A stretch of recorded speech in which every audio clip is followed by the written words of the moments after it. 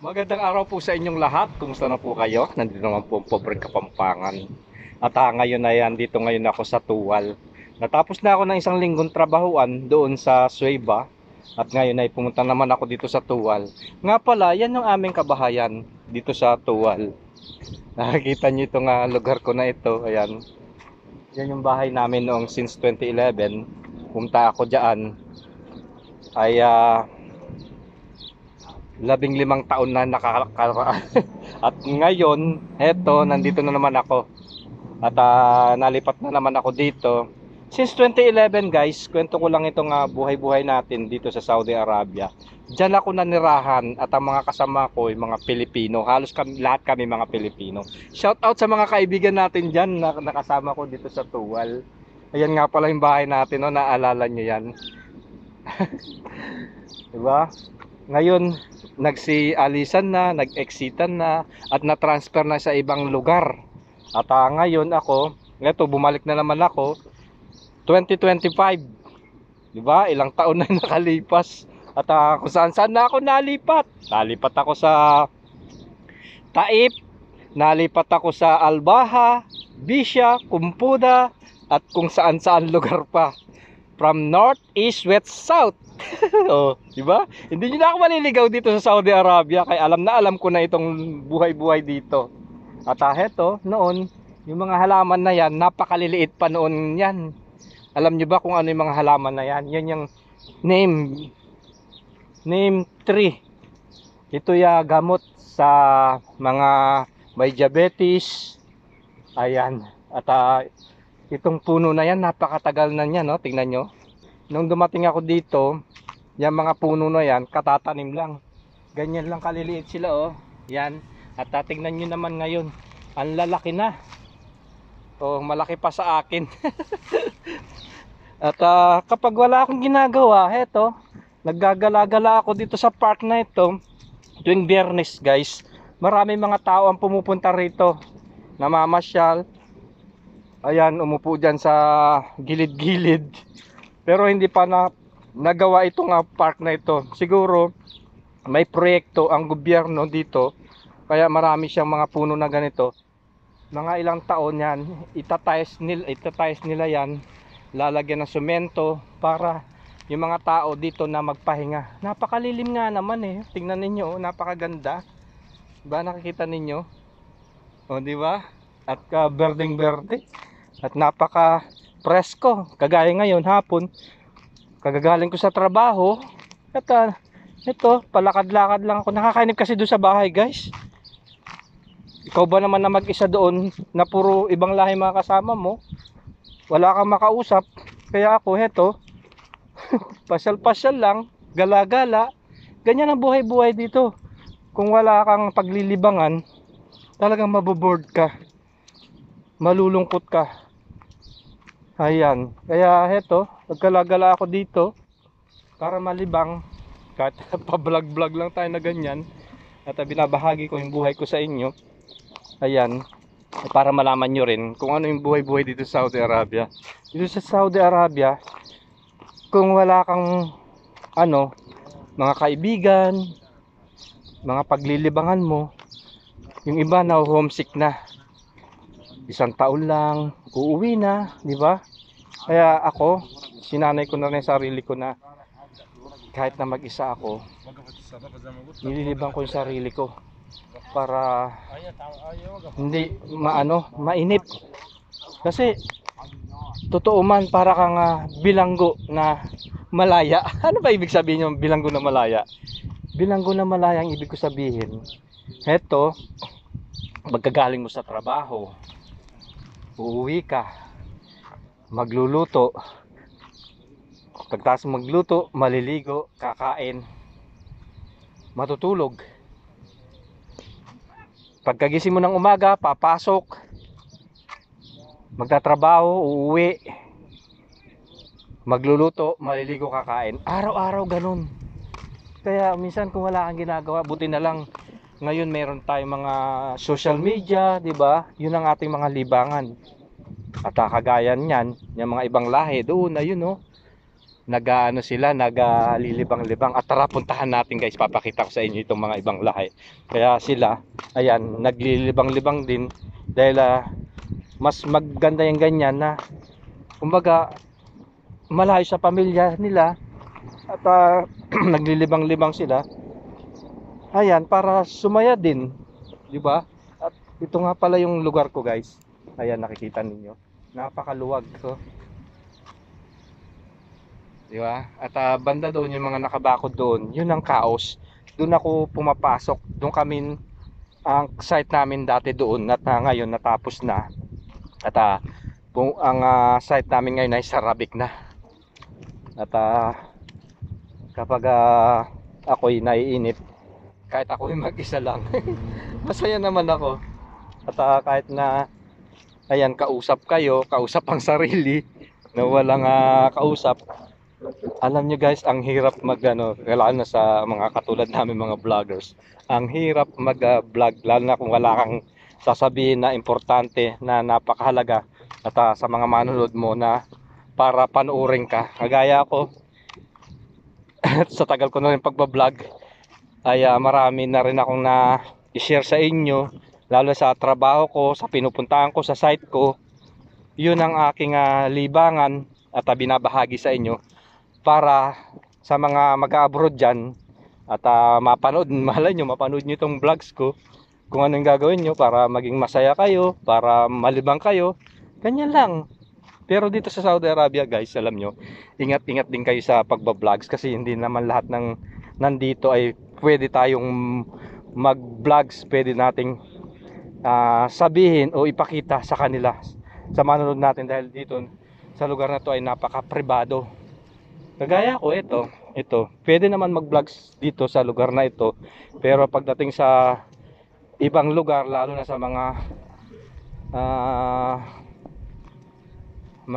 kumbaga yung mga pribadong lugar, bawal doon, lalo na kung makakatch ka ng mga babae, di ba? Mga Arabiana, huwag nyong gagawin yun dahil alam nyo mapakahirap. Ayan, at eto, ayan, at nandito na ako ngayon sa mga ibang lahi na naglalaro sila ng ayun, cricket. Yan ang kanilang mga libangan. Ayan sila, yan ang kanilang libangan dito, yung paglalaro ng cricket. Kaya kapag wala silang ginagawa, kayan, pag uwi nila sa trabaho, yung ginagawa nila ay naglalaro sila ng cricket. Ayan, mga Pakistan yan. Ayan, kalat sila. Hindi ko alam laruin itong cricket na ito, pero minsan naglaro ako dito, nakijoin ako. Pagpalo ko ganyan, talagang lumipad. Marunong nang nabi nila, tawanan sila. At tsamba-tsamba na tsambaan ko.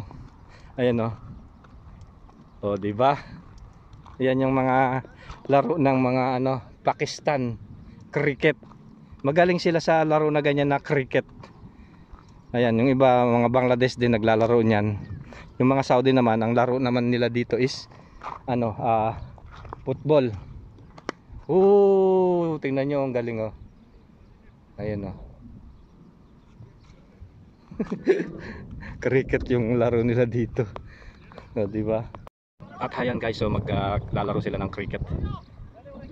At ayan ang laro ng mga Pakistan dito. Ayun, lumipad ang bola, takbo siya, ang galing, mga Pakistan yan, cricket. Ayun na, nakakalat sila dyan hanggang doon. At pag nila, nasambot nila yan, nakatch nila, sabay takbo, sabay hagis. Ayan.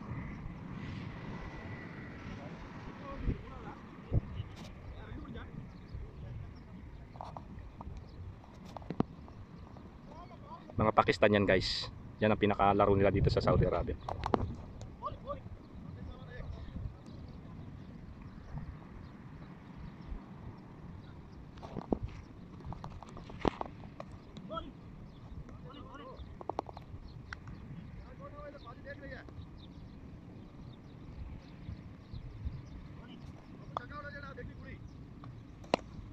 Ang galing, lumipad yung bola. Ang layo, dapat pala hindi lalagpas doon. Pag lumagpas doon, out, siya, itatry ulit dapat doon lang sa sa site. Hindi ko alam laro na yan. Ayun. Nakakatch niya oh. So out ngayon yun. Out ngayon yung isa na yun. Kasi nasambot niya yun. Ganun pala yung cricket. So out yung isa na yun. So mayroon naman darating na isa. Yung isa na yun siya yung papalit. Ayan. Yun yung ano niya, yung pamalo niya ibibigay dito sa kabila dahil na out na siya. Siya ngayon ang papalit doon. Yung isa na yun, yun ang titira ngayon diyan. Ganun pala yun. Tapos yung nakakats na yun, gagaya yung nakats, pag pinalo niya nakats na naman ang isa doon. Meron na naman papasok. Ganun pala yung cricket. Ayan. So tayo na guys. Yan pa ako papakita sa inyo dito. Ito yung lugar ko. Napakaaluwag. Tingnan niyo. Ito yung site ko. Dito ako nagtatrabaho. Isang linggo na naman ang trabahoan ko dito.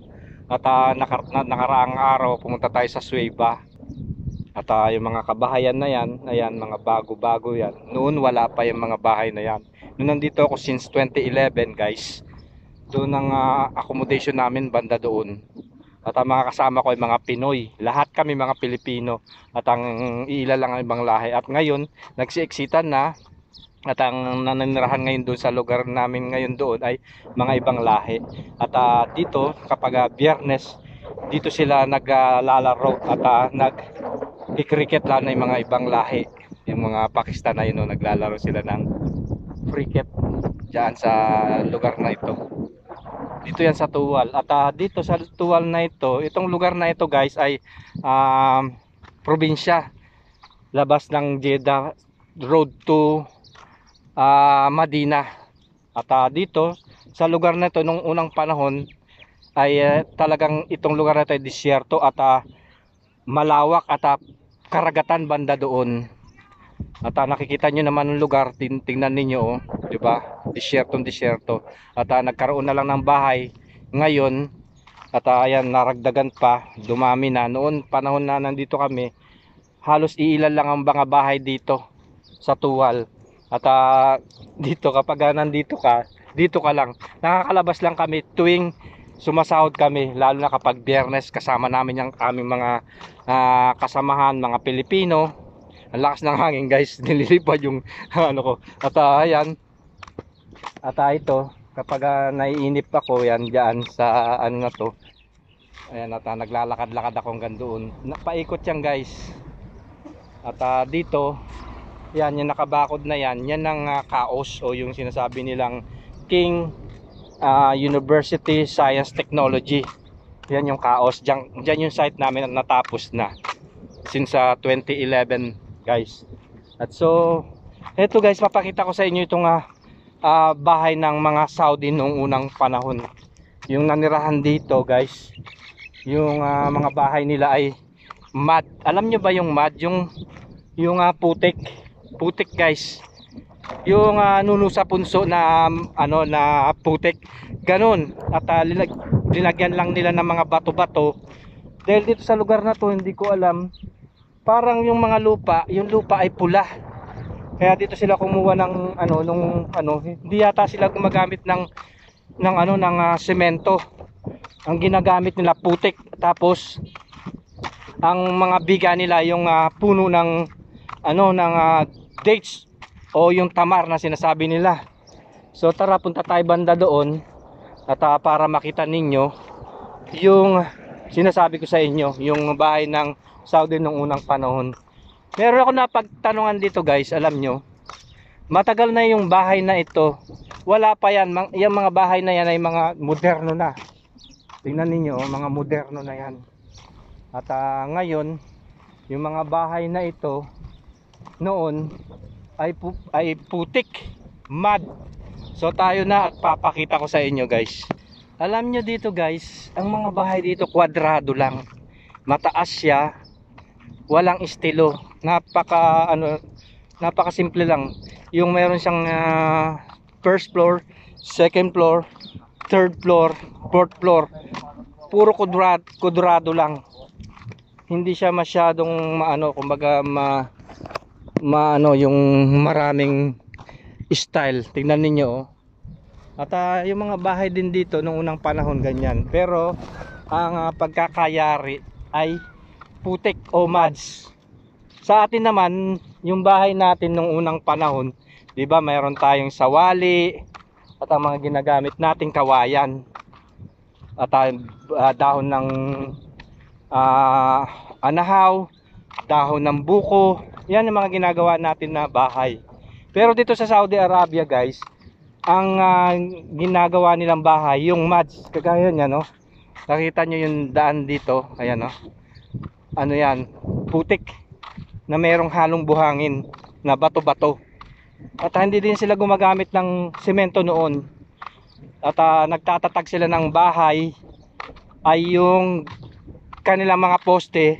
Dahil dito sa Saudi Arabia guys, alam nyo, ay yung biga nila, yung dates o yung tamar. Yung dates na kinakain natin na kulay itim, yun, yung puno yun. Tumatagal din pala yun, yung puno na yun, napakatagal ng panahon. Pero nakatatag pa rin yung bahay nila. Hindi nila tinanggal. Siguro para makita rin ng mga kabataan ngayon, lalo na sa mga henerasyon ng mga kabataan na Saudi, na yung bahay nila at dito sila nanirahan at ang bahay nila ay ganito. At ngayon makikita mo ngayon dito sa Saudi Arabia, yung mga bahay nila yan, mga moderno na yan. Pero noong unang panahon, heto, nandito na tayo guys, malapit na tayo dito sa bahay ng Saudi noong unang panahon. Pero hindi mo na siya makikita na buo dahil siyempre sa tagal na ng panahon na to, ulan, init, ay nagano na, kumbaga nag fall down na. Pero nandyan pa rin siya.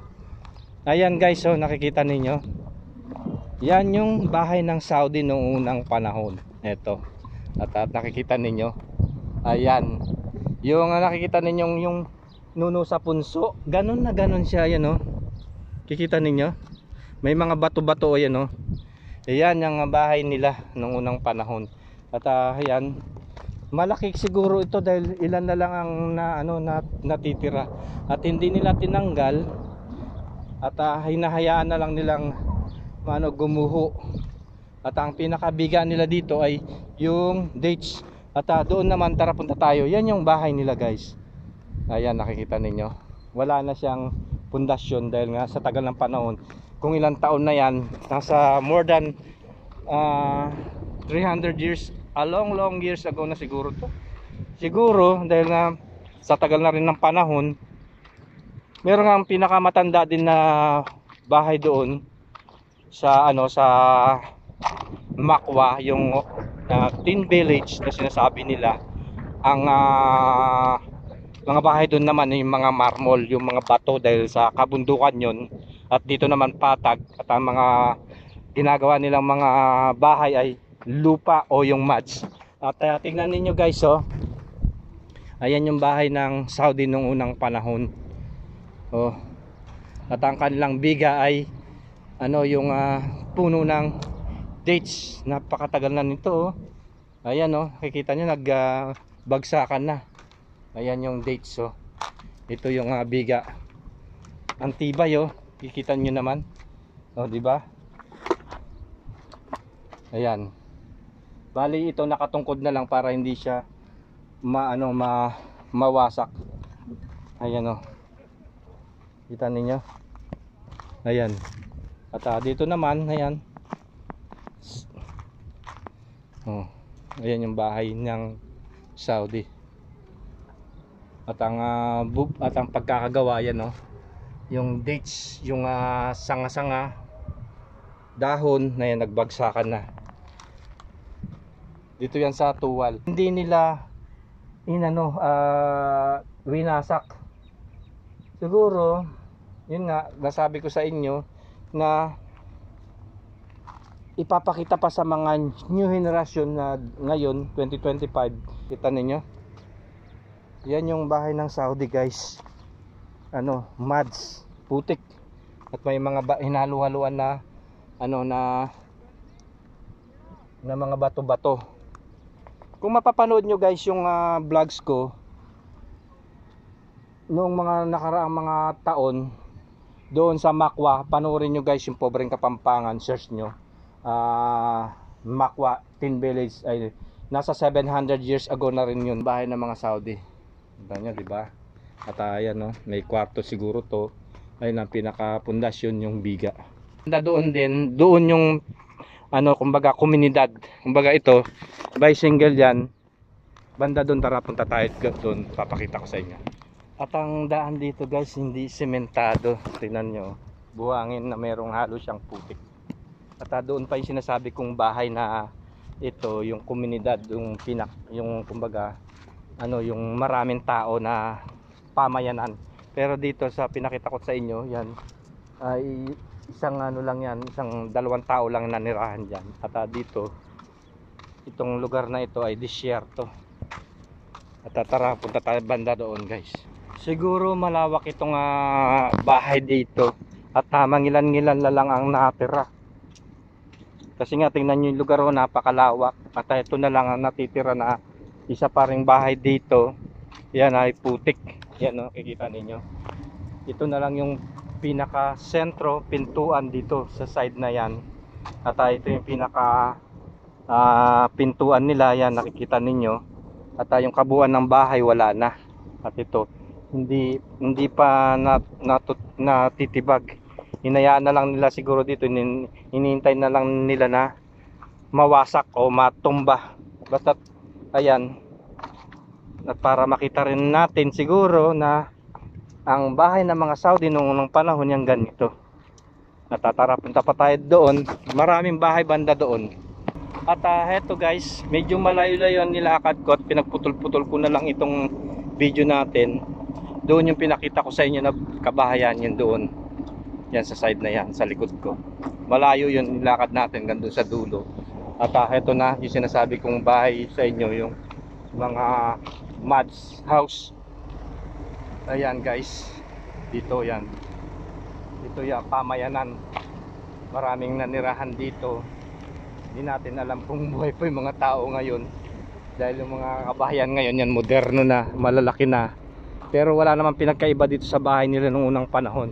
Ang pagkakaiba lang dito guys ay yung putik. Kudrado lang ang kanilang bahay. Yan nakikita ninyo. Yan ninyo. Diba? Ang dami hanggang doon yan sa dulo. Ayan guys. Yan ang bahay nila. Ito yung pinaka wall o yung pader.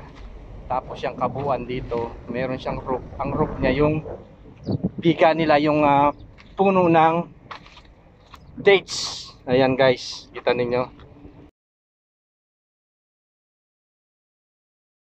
Punta pa tayo banda rito. Meron pa banda doon guys na bahay. Ayan ayun. Punta tayo doon. At ito, yung bahay na yan, na yan, moderno na yan. Kumbaga sa tabi niya lang. Hindi din nila winasak guys. Sinasabi ko sa inyo na para makita ng mga kabataan na Saudi at ayan. At alam nyo ba dito ang kinakabubuhay nila noong unang panahon? Dahil malapit sila sa dagat ay pangingisda. Ang kinabubuhay ay yung pagtatanim ng mga gulay, prutas. Doon sa pinuntahan ko sa Al-Baha, malamig doon, lalo na sa Baljurasi. Maraming mga gulay, prutas dito. Ang pag-aalaga nila dito, dahil disyerto rin ito, at ayan. At alam nyo ba dito ang kinakabubuhay nila noong unang panahon? Dahil malapit sila sa dagat ay pangingisda. At yung iba pumunta sa Jeddah. Ang kanilang ikinabubuhay ay yung pagtatanim ng mga gulay, prutas. Doon sa pinuntahan ko sa Al-Baha, malamig doon, lalo na sa Baljurasi. Maraming mga gulay, prutas dito. Ang pag-aalaga nila dito, dahil disyerto rin ito, ay ang camel. At banda doon sa parte doon, galaga sila ng tupa, camel, o yung baka. At ayan, nakikita ninyo ang bahay nila Ayan. Ito yung kwarto to. Tingnan ninyo itong yung kanilang biga, 'yon nakikita nyo. 'Yun ang yung katawan ng puno ng ng dates. At ayan pinagsalasan nila na mga bato. Ayan. Puro yan. Mads o yung putik. Kita nyo naman 'di ba? Mga putik yan. Alam niyo ba yung nuno sa punso? Ganyan ang style niya. Ayan At ang niya, yung roof niya, yan. ano sila, naglagay-lagay sila ng ano yung ano dahon ng ano dates, at yung biga niya, yung katawan ng ano puno ng dates din. Tapos nagsala-sala sila ng parang banig, yung ang pinaka ano niya, pinaka root nila guys. Ayan, kita ninyo, oh, laki, malaki to. Ayan, nakikita ninyo, malamig siguro dito sa ano na to, bahay na to, kasi nga ano lupa at mga bato. Ayan oh, yan ang bahay nila, di ba? Banda doon, malawak ito guys, banda doon pa rin. Ayun, napakalaki ng bahay na yun, nawasak na lang din. Ayan guys, oh, tingnan nyo. At ayan, nakikita ninyo yung mosque, matagal na rin panahon yan, more than a long years na rin. Napakalawak nitong lugar dito, yan oh. At nakikita ninyo yung mga bahay na yan, mga moderno na yan. Wala namang pinagkaiba sa bahay nila, kwadrado lang. Nga lang ito, konkreto na, may hollow blocks na, may semento na, may bakal na. Samantalang noon, yung bahay nila, putik lang, na meron na yung biga. Ayan, nakikita ninyo, yan yung ano, yung dates. Ayan, nakikita ninyo, dates. Oh, ayan, nagtutungkuran ng ano, ng kanilang bahay. At ang pinaka poste nila at saka biga, kahoy din, hindi ito bakal o inano ng semento. Ayan, puro muds at mga batong malalaki na tinapal nila. Ayan, para magtibay siya, mayroon mga bato na maliliit. At ayan, diba? Ayan yung bahay nila guys, hanggang doon yan. Napakalaki sigurong bahay na ito, hanggang doon sa dulo. Pero dito wasak na eh. At ayan oh, tingnan ninyo oh, natumba na yung iba. Ayan yung bahay nila guys. Ayan, diba?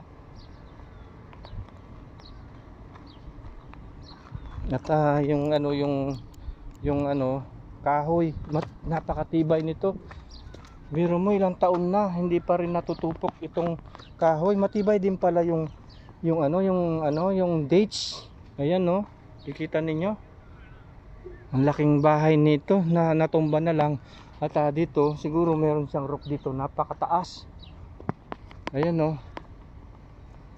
At tingnan ninyo yung pinaka ano niya, taas niya ay, biga niya ay ano bang tawag dito, dates. Ayan o.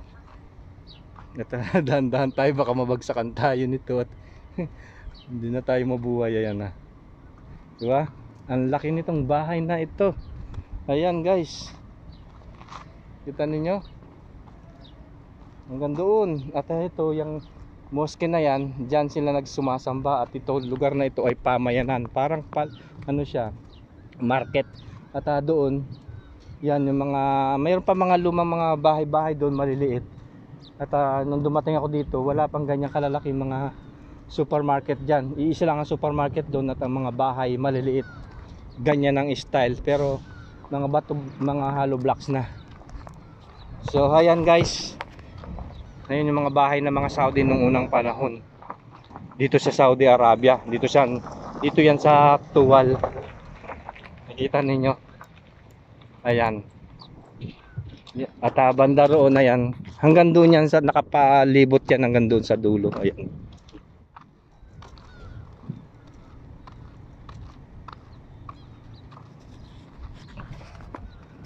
So ayan guys, maraming salamat sa panonood.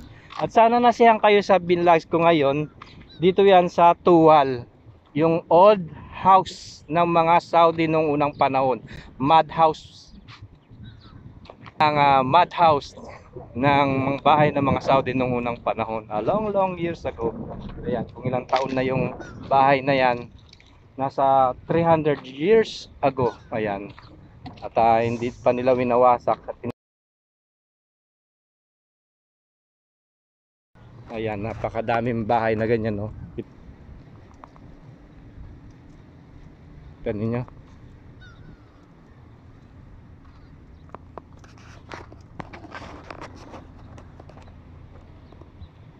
Meron yatang nanirahan dito na ano, dahil nga hindi pa winasak yung bahay na dito sa side na ito.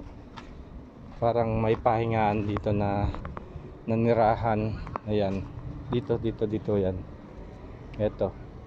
At meron siyang pintuan na maliit. Ayan, oh. Paggabi pwede kang manirahan dito. Ayan, meron siyang kwarto. At nga lang wala na siyang ano, wala na siyang roof o yung ano, bubong. Ayan, oh. Ginawa na lang stock nila dito. Ayan yung bahay nila. Diba? Okay guys, jagating.